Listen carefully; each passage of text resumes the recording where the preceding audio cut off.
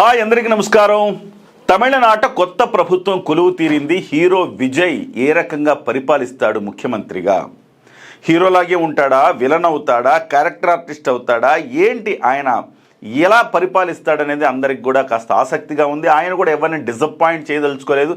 అందుకే ఒక హీరోయిటిక్ డెసిషన్ అయితే తీసుకున్నాడు, ఒక సంచలనమైన నిర్ణయం తీసుకున్నాడు. లంచగొండిలను ఏరి పారేస్తా అని చెప్తున్నారు. సో ప్రజలనే అవినీతి నిరోధక శాఖ సైన్యంగా ప్రజల్నే తయారు చేయాలని నిర్ణయించారు. ఇందుకోసం ఒక సంచలనమైన ప్రకటన చేశారు. లంచగొండిని చూపెట్టు, ₹1,00,000 నజరానా చేపట్టు, ఈ పథకాన్ని ప్రవేశపెట్టారు. సో లంచం తీసుకునే వాళ్ళు ఎవరైనా ఉంటే వాళ్ళను మీరు చూపించండి, ఆధారాలతో సహా పట్టించండి. మీరు ₹1,00,000 కనీసం ₹1,000 పైన ₹1,000 లంచం తీసుకున్నా సరే వాళ్లకు మేము జైలు శిక్ష వేస్తాం, మీకేమో ₹1,00,000 నజరానా ఇస్తామని చెప్పేసి విజయ్ ప్రభుత్వం చెబుతోంది. సో చూడడానికి చాలా ఫ్యాన్సీగా ఉంది, చాలా డైనమిక్ డెసిషన్లా కనపడుతోంది. అవినీతి అనేది సహజంగానే ఒక మంచి సేలబుల్ ఐటమ్ అన్నమాట. ఎవరికైనా అది రాజకీయ పార్టీలన్నీ కూడా మాట్లాడేది ఏంటంటే ఎదుటి వాళ్ళను అవినీతి పరులు అని చెప్తూ ఉంటారు. సో అవినీతి అనేది ఒక మంచి సేలబుల్ పాయింట్ కాబట్టి ఆ సేలబుల్ పాయింట్లోనే ఫస్ట్ స్ట్రోక్ ఇచ్చారు విజయ్ అని చెప్పాలి. సో చాలా డైనమిక్గా, చాలా హ్యూరిటిక్గా, చాలా బాగా అనిపిస్తోంది. సో ప్రజలు కూడా చాలా సాటిస్ఫైడ్ అయ్యారని చెప్పాలి. అయితే ఇది ఎంతవరకు సక్సెస్ అవుతుంది? గతంలో ఎవరైనా చేశారా, లేకపోతే ఈయన మొదటిసారి చేస్తున్నారా అంటే గతంలో కూడా చేశారు. అసలు అవినీతిని రూపుమాపుతామని చెప్పేసి ఎప్పుడో దాదాపు ఒక 20 ఏళ్ల క్రితమే ప్రస్తుత ముఖ్యమంత్రి నారా చంద్రబాబు నాయుడు గారు అవినీతికి తావు లేకుండా చేయాలని చెప్పేసి అన్ని ఆన్లైన్ చేసే ఒక ప్రయత్నం, టెక్నాలజీలో కింగ్ కదా, సో అన్ని ఆన్లైన్ చేసే ప్రయత్నం చంద్రబాబు నాయుడు గారు చేశారు. సో చాలా వరకు ఆయన డైరెక్ట్గా ఉండే అయితే కనుక అవినీతికి పాల్పడే అవకాశం ఉంది కాబట్టి ఆన్లైన్ చేస్తే దాంట్లో అవినీతి తగ్గే అవకాశం ఉందని చెప్పేసి అవినీతి రహిత సమాజం కోసం కృషి చేస్తామని చెప్పారు. వాస్తవానికి అసలు ముఖ్యమంత్రులు ప్రజల్లోకి రావటం కూడా చంద్రబాబు నాయుడు గారి నుంచే స్టార్ట్ అయింది. ఒకే ఒక్కడి సినిమా చంద్రబాబు గారిని స్ఫూర్తిగా తీసుకుని అర్జున్ తోటి ఒకే ఒక్కడి సినిమా నిర్మించారనమాట.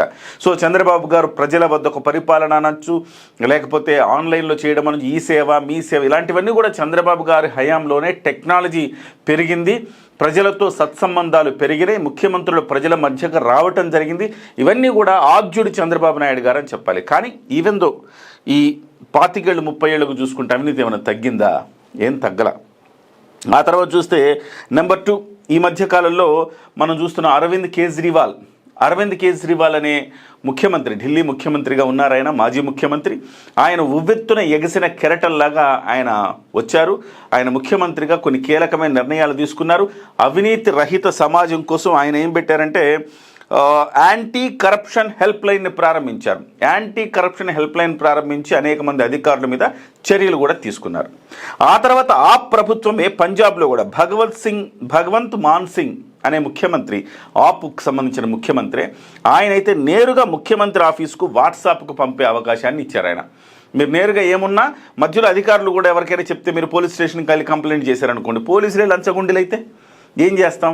సో కాబట్టి మీ అవినీతికి సంబంధించి ఏసీబీకి వెళ్ళి ఫిర్యాదు చేశారు, ఏసీబీలోనే లంచగొండులు ఉంటే ఏం చేస్తాం? అందుకోసం నేరుగా ముఖ్యమంత్రి ఆఫీస్కి మీరు వాట్సాప్ ద్వారా ఆ ఆధారాలని చూపిస్తే వెంటనే మేము చర్య తీసుకుంటామన్నారు. ఆయన కూడా చర్య తీసుకున్నారు. సో ఆయన కూడా కొంతమంది అధికారుల మీద వేటేశారు, అలాగే స్వయంగా మంత్రులు కూడా పట్టుబడ్డారు అందులో. సో ఇది కొంచెం సంచలనం అనమాట, ఆయన కూడా చేశారు. సో ఇప్పుడు ఈ ముగ్గురు ముఖ్యమంత్రులు ఈ దేశంలో కొంత అవినీతికి సంబంధించి ఒక డెసిషన్స్, కాస్త ఫ్యాన్సీ డెసిషన్స్ తీసుకున్నారు. అవి కొంత సత్ఫలితాలు తాత్కాలికంగా ఇచ్చాయి, కానీ శాశ్వతంగా అయితే మార్పు వచ్చిందా? దేశంలో అవినీతి రూపుమాపగలిగారా? పోనీ ఆయా రాష్ట్రాల్లో అవినీతి రూపుమాపగలిగారంటే పెద్దగా ఫలితాలు రాలేదని చెప్పాలి.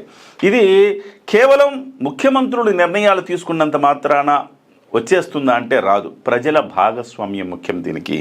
ఇందులో ప్రధానంగా ఈ డెసిషన్ వల్ల ఒక పాజిటివ్ ఏంటంటే ప్రజల్లో ఒక ధైర్యం వస్తుంది.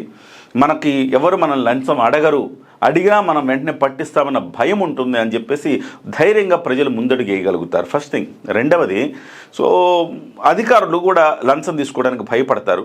కాబట్టి కొన్నాళ్ల పాటు అవినీతిని రూపుమాపడానికి లంచగొండితనాన్ని కాస్త ఆపడానికి కొంత అవకాశం అయితే ఉంది. కానీ ఇవన్నీ కూడా దేంతో ముడిపడి ఉన్నాయి? మళ్ళీ అతని మీద సస్పెన్షన్ వేటేయాలా, దాని మీద విచారణ జరగాల, విచారణ జరిగిన తర్వాత మళ్ళీ అతనికి ఇంకా పోస్టు రాదన్న గ్యారెంటీ ఉండాలి. ఇవాళ చాలా వరకు అవినీతి మీద సస్పెండ్ అయిన వాళ్ళందరూ కూడా 2 నెలలు 3 నెలలు మహా అంటే 6 నెలలు సంవత్సరాలు మళ్ళీ పోస్టింగ్ తెచ్చుకుంటారు, మళ్ళీ అదే అవినీతి కొనసాగుతూ ఉంటుంది.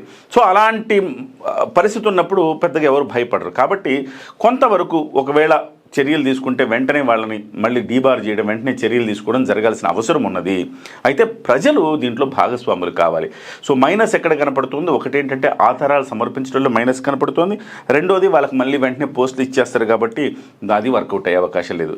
మరి ఎలాంటి మార్పులు వస్తే బాగుంటుంది? విజయ్ డెసిషన్ తీసుకున్నంత మాత్రం సరిపోతుంది అంటే సహజంగా ప్రజలు మనల్ని మనం ప్రశ్నించుకోవాలి. మీరు ఒక విషయం చూడండి, భారతీయుడు 1 సినిమా సూపర్ డూపర్ హిట్ అయింది, చరిత్ర సృష్టించింది. అది కూడా అవినీతి మీద తీసిన సినిమానే. భారతీయుడు 2 సినిమా కూడా తీశారు, అది కూడా అవినీతి మీద తీసిన సినిమా. భారతీయుడు 2లో అయితే స్వయంగా ఎవరైతే అవినీతి మీద పోరాడుతుంటారో వాళ్ళ తల్లిదండ్రులే అవినీతి పరులై ఉంటారు. సో మొత్తం మీద ఆ భారతీయ 2లో కూడా ఎక్కడో అవినీతి అనేది వేళ్ళునకు పోయి కామన్ అయిపోయింది. 25 ఏళ్ల క్రితం మనము అవినీతి గురించి 25 ఏళ్ళ 30 ఏళ్ల క్రితం అవినీతి గురించి బాగా మాట్లాడుకునేవాళ్ళం. ఈ మధ్యకాలంలో అవినీతి గురించి మాట్లాడుకుంటున్నాం మనం. 1,00,000 కోట్లు అవినీతిగా సంపాదించారన్న జగన్మోహన్ రెడ్డి గారిని ప్రజలు ఏం చేశారు? ముఖ్యమంత్రిని చేశారు. సో అట్లా చాలా చెప్పుకోవచ్చు, కానీ ప్రస్తుతం అందరి గురించి మనం చెప్పలేం. కానీ సో అంతెందుకు, ఓకే మనం మంచైనా చెడైనా చెప్పుకోవాలి కదా, తప్పదు. మన ప్రస్తుతం అధికారంలో ఉన్న ముఖ్యమంత్రిగా ఉన్న రేవంత్ రెడ్డి గారు అవినీతి కేసులో చిక్కుపడ్డారు కదా. ఆయన కూడా ఎవరికో డబ్బులు ఇస్తూ పట్టుబడ్డారు, డైరెక్ట్గా ఫోన్లో రికార్డింగ్లు చేశారు, అయినా కానీ ఆయన ముఖ్యమంత్రి అయ్యారు. సో చాలా వరకు అవినీతికి సంబంధించి ప్రజలు పట్టించుకోవట్లేదేమో అని ప్రధానంగా మనకు అనిపిస్తోంది. ప్రజలు భాగస్వాములు కానంత వరకు అవినీతికి సంబంధించి పెద్దగా విలువ లేదేమో అని కూడా అనిపిస్తోంది. ఉదాహరణకు మనమే వెళ్తున్నాము అంటే మనందరం కూడా ఆలోచించుకోవాల్సిన అవసరం ఉంది. మనం వెళుతుంటాం, లైన్లో నిలబడాలి, అంత పెద్ద లైన్ ఉంటుంది. ఇక్కడ ఎవడైనా మనకు తెలిసినోడు ఉంటే బాగుండదు, ఓ 100-200 తీసుకొని మనల్ని కొంచెం ముందుకు పంపిస్తే బాగుంటుంది అని అనుకుంటారా లేదా? అనుకుంటాం. అది అవినీతి. ఎవరు ప్రోత్సహిస్తున్నారు? మనమే ప్రోత్సహిస్తున్నాం. ఇక రెండవది, ఓటుకు నోటు లేకుండా ఎవరైనా డబ్బులు ఓటేస్తున్నారా? స్వయంగా చాలామంది ప్రభుత్వ అధికారులు కూడా చివరికి మా కాలనీకి డబ్బులు రాలేదు సార్ అని అడిగిన సందర్భాలు ఉన్నాయి నన్ను. సో నేను మంత్రి నారాయణ గారి దగ్గర వర్క్ చేస్తూ ఉన్నప్పుడు. సో అంత దౌర్భాగ్యమైన పరిస్థితి మన రాష్ట్రంలో ఉన్నదనమాట. అది నాకు ఆశ్చర్యపోయాను నేను. ఇదేంటి ఇంత డబ్బులు డిమాండ్ చేసేస్తున్నారు, ఇట్లా మా కాలనీకి రాల డబ్బులు, మా కాలనీకి రాలి, మాకు పంచాల డబ్బులు, వాళ్ళకి 5,000 ఇస్తావా, మాకు 3,000 ఇస్తావా? సో ఎంత అంటే పిఠాపురంలో వంగ గీత గారు 5,000 రూపాయలు ఇస్తున్నారన్న ప్రచారం పెద్ద ఎత్తున దెబ్బ కొట్టింది ఆమెని. సో ఆమె 5,000 ఎవరికి ఇచ్చారు? 5,000 ఇచ్చారు, లేదు 3,000 మొత్తం మీద అయితే కొంతమందికి ఇచ్చారు, కొంతమందికి ఇవ్వలే. వాళ్ళకిచ్చి మాకు ఇవ్వరా అనేసి ఆమె ఓటేసేవాళ్ళు కూడా వీళ్ళ. అంటే ఎట్లా అవినీతి వేళ్ళునకుపోయింది చూడండి. సో ప్రజల్లో మార్పు రాకపోతే అవినీతి రూపం ఆపడం కష్టం. అధికారులు అవినీతి పరులే, ప్రజాప్రతినిధులు అవినీతి పరులే, ప్రజలు అవినీతి పరులే. అటువంటప్పుడు మార్పు ఎక్కడ మొదలవ్వాలి? ప్రజల్లో మొదలైతే మిగతా వాళ్ళందరూ కూడా సెట్ అయిపోతారు. అధికారులు అవినీతి పరులు అంటే నేను అందరిని అంటలేదండి. చాలామంది అందులో చాలా నిజాయితీగా పనిచేసే అధికారులను కూడా నేను చూశాను. చాలామంది ఉన్నారు నిజాయితీగా పనిచేసే అధికారులు, వాళ్ళకి ఇదంతా వర్తించదు. అలాగే నాయకులు కూడా నిజాయితీగా పనిచేసే నాయకులు ఉన్నారు, వాళ్ళకి వర్తించదు. కాబట్టి నేనేం చెప్తున్నానంటే ప్రజల్ని భాగస్వామ్యం కాకుండా విజయ్ గారు ఎంత డెసిషన్స్, అద్భుతమైన డెసిషన్స్, ఒక హ్యూరైటిక్ డెసిషన్స్ తీసుకున్నా కానీ మార్పు అయితే వచ్చే అవకాశం లేదని మనం మాట్లాడుకోవాలి.